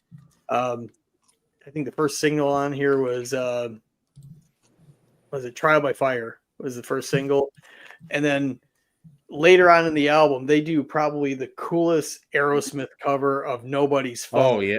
Like one of my all-time favorite Aerosmith songs because it's so dark. But yeah, just classic thrash.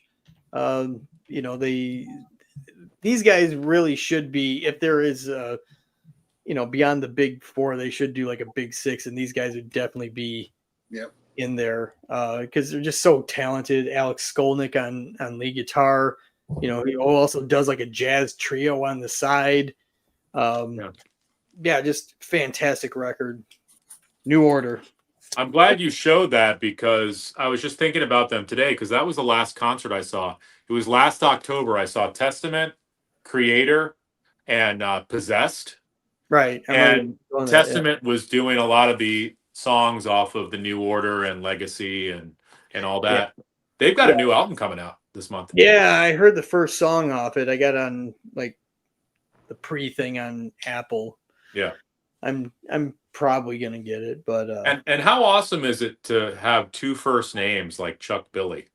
Yeah. Chuck Billy. Chuck Biscuits and Chuck Billy. Yeah, well, and then he did. I don't know if he still does, but he at one time he owned his own trucking company. Okay. So I wonder if he was like Billy Chuck, you know. Billy Chuck. Yeah. I mean, and you listen to his vocals. I mean, obviously he was influenced by James Hetfield because he does a lot of that early stuff. But then he kind of adopted the growl vocals like in later albums. But yeah, like Demonic when he went like almost straight up death metal. But the thing is, you know, he was able to do that growl in key. Yeah, which is great. And Testament. Yeah, that was a great pick. They're a great band. Yeah, thank you. I mean, it wasn't Anne Murray, but you know, not for nothing. But Chris, check your messages on your messenger because I sent you a picture of that Dwight Yoakam 8-track. There isn't one on Discogs, but I found one on a Facebook, an 8-track trading group I belong to, so it does exist. You know, I don't need any more music, Tim. Come on. Yeah. Chris is gonna hit the thrift stores just to get an 8-track player. And the thing is, I mean, it's possible, but usually with these record club ones, you got to hit an estate sale or is there? I don't know about eBay, but I just like, oh geez, he's gonna make a liar out of me. I can't find a picture of it, but I did. Cool, I'll check it out. Awesome. All right, done. So this is really cool. I mean, there was no question what my number one from '88 was going to be. The rest of these are kind of interchangeable, but I think we can all relate to getting into a band. You're getting into a band and whatever they had out for music, you went and got it all. And then you find out there's a new one coming out. And this is the album that I was the most excited for release day to get. And I can remember being so into this that I almost bought a CD when nobody in my family owned a CD player, but I held out until I found a store that had a cassette. It was my all-time favorite band at the time, and I still think this is their best album. Bon Jovi, New Jersey. I listened to this today, and man, I still think this holds up. And I think some of the best songs in this album weren't singles. I think Blood on Blood and Homebound Train, Wild as the Wind, Stick to Your Guns, some of my favorites of theirs. Of course, this did have a lot of hit singles. It had 5 hit singles. It had, Slippery only had 3, but, Bad Medicine, Born to Be My Baby, Living in Sin, Lay Your Hands on Me, and I'll Be There for You. But I think that I've had thoughts different times that sometimes I wish they'd stopped right then and there. But, but this has always been my favorite of theirs, but it's the one that I was most looking forward to getting as a new release. Like I said, when I went in, they had 1 CD left. Actually, they had a record too. I bought this later, but I thought, well, I could buy the record and dig my parents' old record player out, because by 1988, the only time we dug a record player out was at Christmas time. We dig the old Christmas records out. But I listened to cassettes mostly. So I waited, and then I bought the cassette and wore that out. So definitely my favorite from 1988. That was a huge album. I mean, like MTV was like every time you turn on the TV, it was a Bon Jovi single. And it didn't sell quite as much as Slippery When Wet, but I think it sold 6-7 million. Like it's not a diamond album, at least not yet. And they toured literally from October of 1988 to February of 1990. No wonder they hated each other for a couple of years. They just went all over the world with this. So they became kind of a world band with this, like a band that didn't just play North America and a token stop in the UK, maybe Japan. Like they played all over the world. Because didn't Keep the Faith follow that? Yeah, Keep the Faith came out in 92, and I do like that album a lot. A lot of people didn't get on that one, but I do like that album. That's actually, I think, their last really good one all the way through. But I have a complicated relationship with that band because they were so important to me getting into harder rock music, but I like very little of what they've done in the last 30 years. Can John sing anymore? No, not at all. No. But the thing is, like, the band takes a lot of crap, so I actually did an episode defending them, but I'm a fan. I'm the first one to give them crap because of the stuff they've been doing for the last few years. The last album they've just put out a remix version with all these guest artists for what reason I can't imagine. Not going to sell them any albums, but I digress. I mean, 7800 Fahrenheit is an amazing album. I like the first album doesn't get enough attention. I don't think the first album's fantastic, but those first 3 albums were all I listened to through most of 1987. So I was so primed. I heard Bad Medicine on the radio. I'm like, okay, they're back.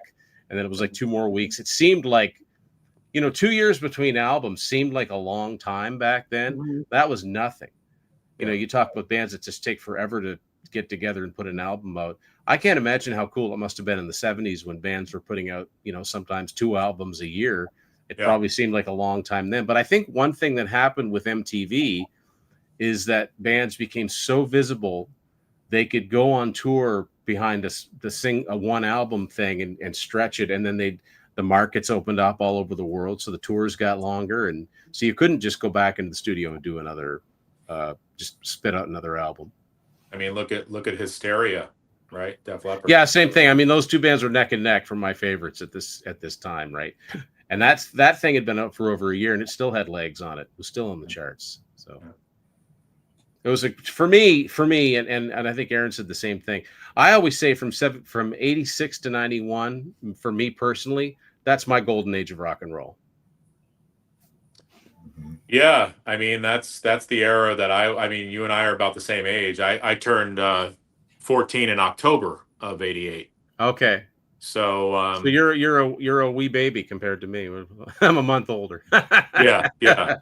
But so I was you and I were probably listening to the same stuff. So yeah, we would have been friends in probably high school. Yeah. I had a shirt. It's funny. I had a shirt that had where is this? The photo that's on the inside of the New Jersey album with they're underneath a wharf, like John's got his back turned with the so it was that on the front, and I remember the back of it said the Jersey Syndicate. I had no concept of the mob or the mafia. I had no idea what that meant. It's like, that's cool because they're from New Jersey. I had no idea there was any negative connotations to that. Right. All right, my album, you're talking about Danzig as an album, that first Danzig album as an album that does not sound like it's from 1988. I mean, if you listen to it, you'd figure it was somewhere in the 90s. And I would say the same about this album. Like if you put it on and somebody who wasn't familiar with this band's catalog and you asked them to place, like what year would you speculate this album would have come out? Probably would have said 91, 92, 93, like somewhere in the early 90s. But that just shows like how far ahead of the game this band was. I'm talking about Jane's Addiction and Nothing Shocking. It sounds like nothing else that was coming out in 1988. And it really was one of those records that sort of foreshadowed the whole, alternative grunge movement. And the biggest, if anybody knows one song off the album, it's going to be Jane Says, but that's not representative of how the rest of the record sounds. It's really an outlier in terms of the songs on this record, but it was just so like ahead of its time, just like Sonic Youth were ahead of their time. Soundgarden was ahead of their time, putting out music that was just like so forward thinking. But it's just a great album. It still stands up today. You can listen to it today and appreciate it.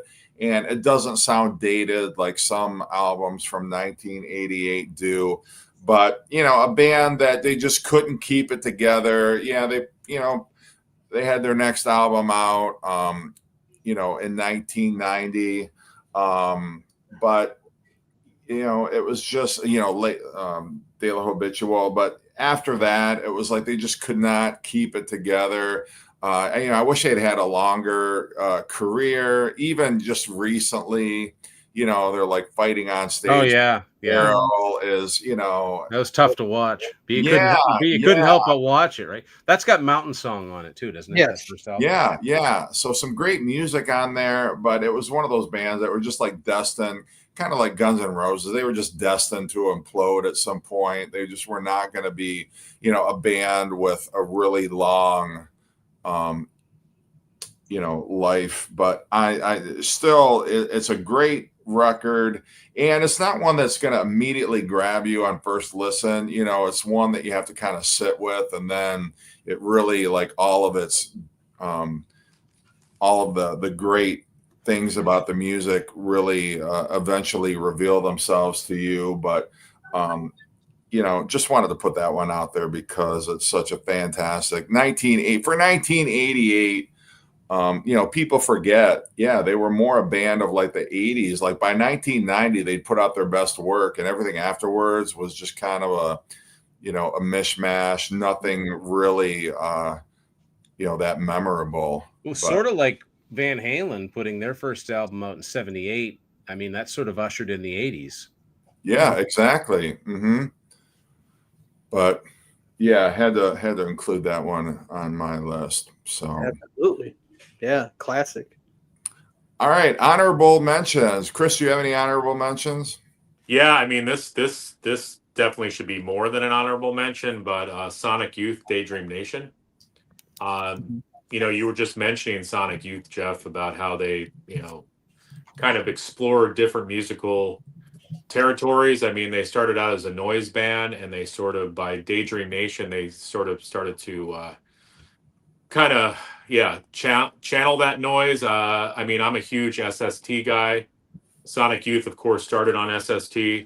And then this was their, for a lot of people, their best album. And it'd be hard to, argue against that. It had Teenage Riot on it. It had Silver Rocket. There's a song called Trilogy on here. This was their 5th album. And after this, they would go on to make the album Goo, which, what was the big hit off of Goo?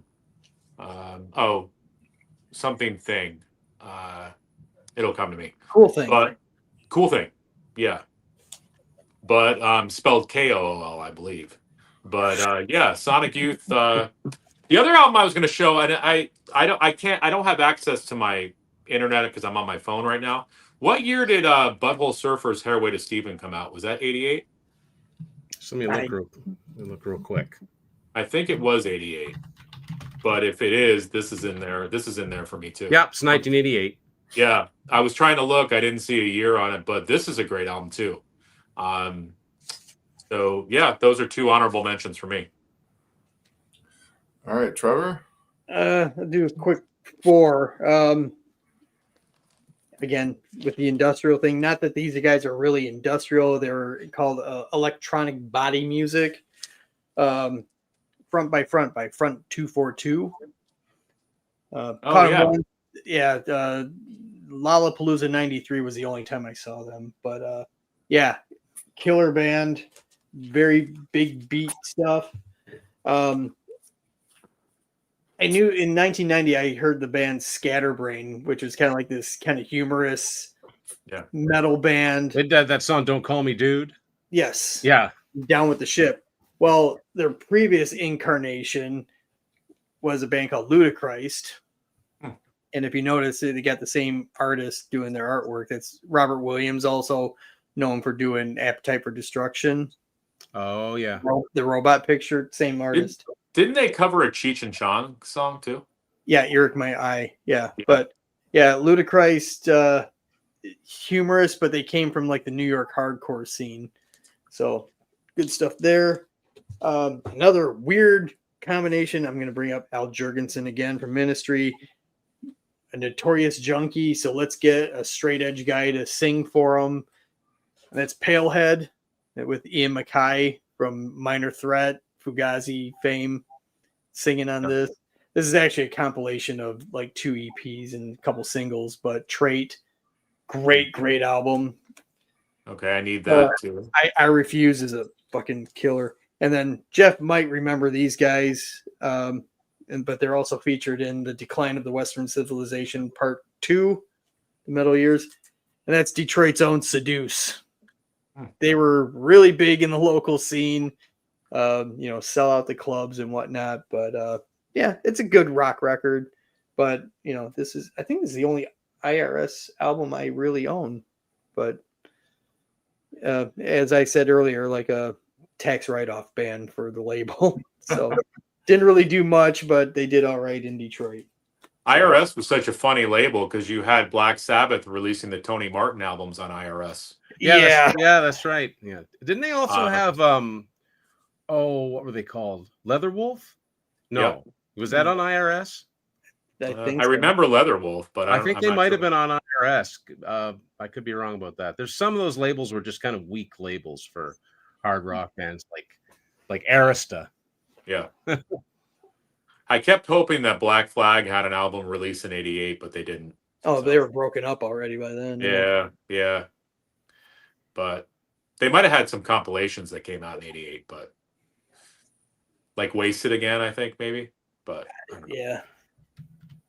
So. Speaking of Black Flag, or at least one of the singers, seeing Keith tomorrow. Oh, cool. Oh, Keith, I saw him in the band Off. Okay, yeah, I'm seeing Circle Jerks again, Negative Approach.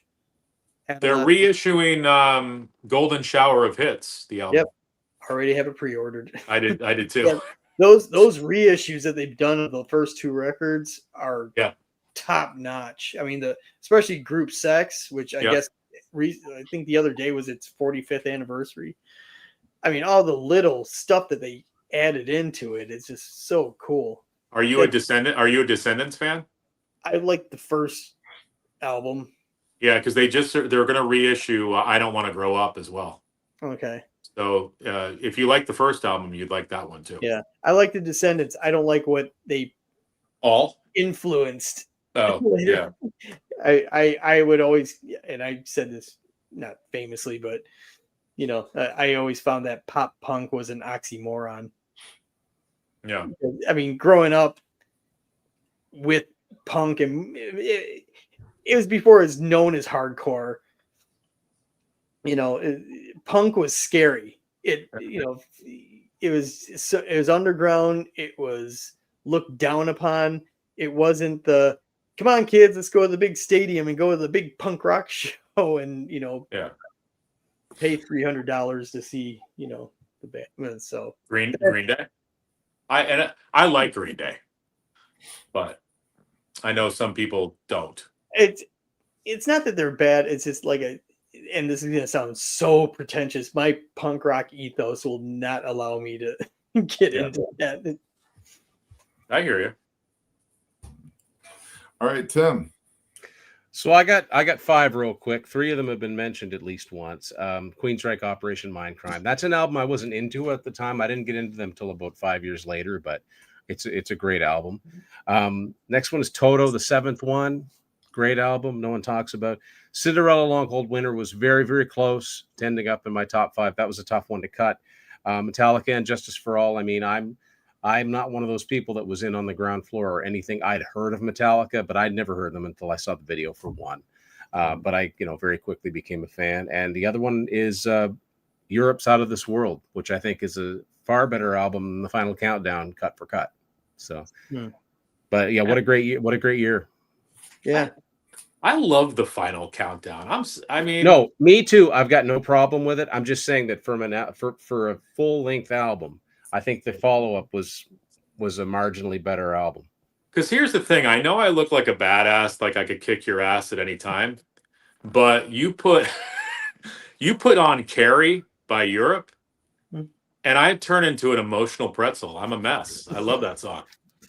an emotional pretzel. That'd be a good name for a band, Emotional Pretzel. Oh, look at that. And I love Cherokee. Cherokee is such a great song. Yeah, that's a great album. All right. I know Aaron hates Europe.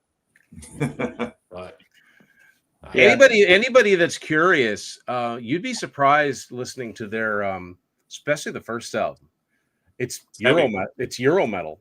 Yeah. Straight up. Yeah. And all of their albums that since they reunited, they put 1, 2, 3, 4, 5, 6 albums out since they got back together in 2004.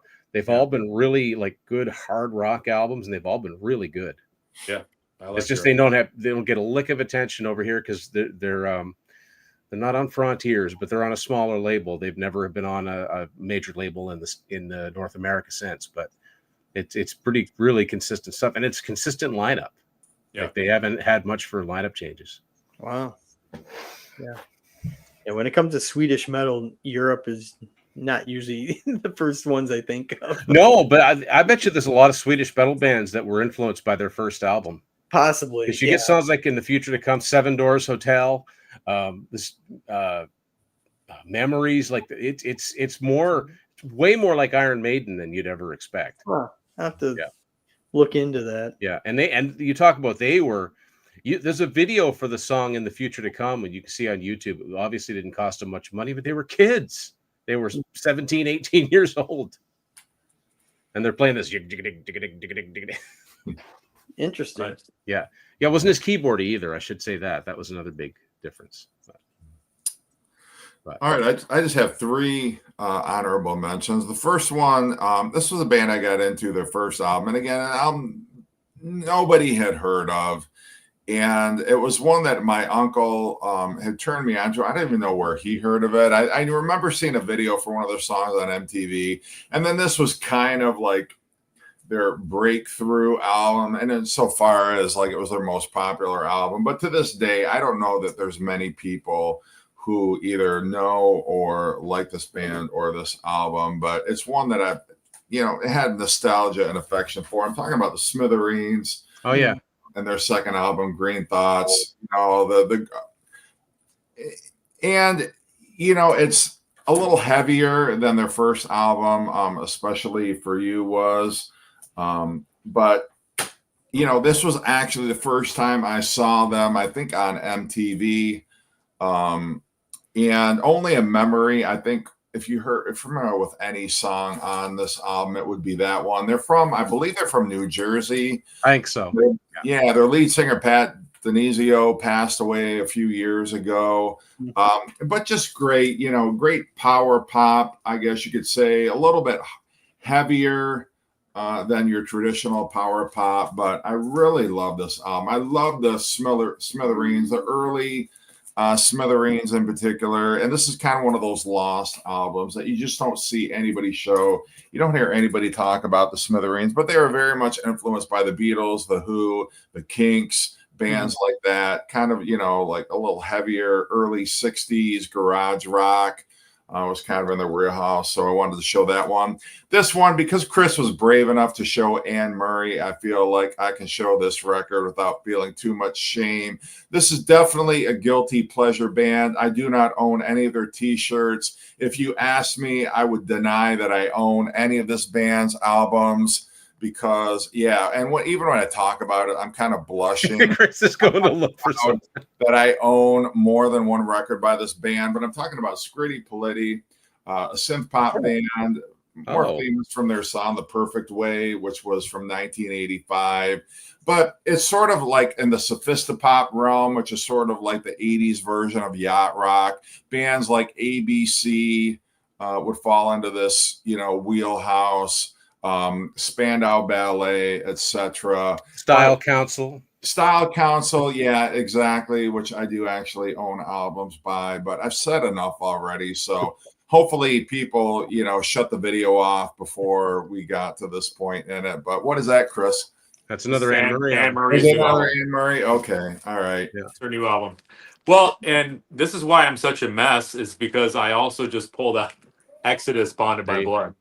Yes. So, but the four of us are like that. I feel like we all listen to all different types of music, which is good. Yeah. It's a pretty safe space. You mentioned the Smithereens, Jeff. It hasn't been that long since I hadn't heard it in a long time, but I was listening to the radio and I heard they played A Girl Like You, which I remember now. That was actually a minor top 40 single. I think it peaked at 36. It got a lot of airplay, and I think the album that it came from, which is the one after the one you showed, yeah, I think that's a gold album. I think that one did pretty good for them. Yeah, I think that was like the last album of theirs that got any kind of traction. And there was another song on there that got a lot of the Blues Before and After. Yeah. Yep. That's another. It's just good rock and roll. Yeah, it really is. And I love that it's very melodic, it's very catchy, it's reminiscent of some of those early 80s poppy garage bands that I really like so much. And then the last album I'm going to show, and this is another, they started out as a synth pop band, but then they evolved into kind of like this experimental, almost like jazzy and like an Arnett Coleman kind of a way. And I'm talking about Talk Talk. Oh, yeah. Their album Spirit of Eden, which was just so, you listen to their first album, and then you listen to this, which was released only a few years later, and you can't even believe it's the same band. It's abrasive at times, but it's very experimental. It's very quiet, and then it gets very loud, and it's just one of those really unusual albums. There's only 6 songs on here, but I don't really know how to describe it other than the fact that it's really I'm not sure, I guess jazzy in some ways, but it really pushes the envelope of synth pop and use a lot more organic instruments here, some found sounds, but and it's one of those like seamless where there's not really any gaps in between the music. It's like all of a sudden it's like, oh, they're starting another song here. It almost sounds like a live performance, even though it's not. And their next album after the next album after this one, which was I don't even remember the name of it, but in any event, it like goes even farther in that direction. And then they were done as a band, but they covered so much ground in their brief career. I think they only had like maybe 5 studio albums, but each one was like a progression, almost like the progression from Rubber Soul to Sgt. Pepper, where it was like, wow, I can't even believe that it's the same band, and they just kept evolving and all of that. But anyway, those are my 3 picks. So 2 more bands I need to check out: Smithereens and Talk Talk. Yeah, you've heard It's My Life, I guarantee it. Have I? No Doubt did a version of it a few years ago. I was just looking. I had hoped Depeche Mode came out with something in '88, but they came out with Music for the Masses in '87. Yeah. It wasn't until '90 they had Violator. I think did their live album 101 come out in '88? Maybe. Yeah, I think it did, but I don't know. All right. Well, this was a fun one. Thanks. everyone who watched, commented, participated. Hope to have everybody back next week. We'll pick another year, and we'll do it all over again. We But- talked for 2 hours. Yeah. Yeah. And Tim, we're just cutting the live stream off. You can stick around if you want. Okay, I actually got to get going, but this Yeah, is fun. okay. All right. I think I got something next Thursday night, but keep me in mind for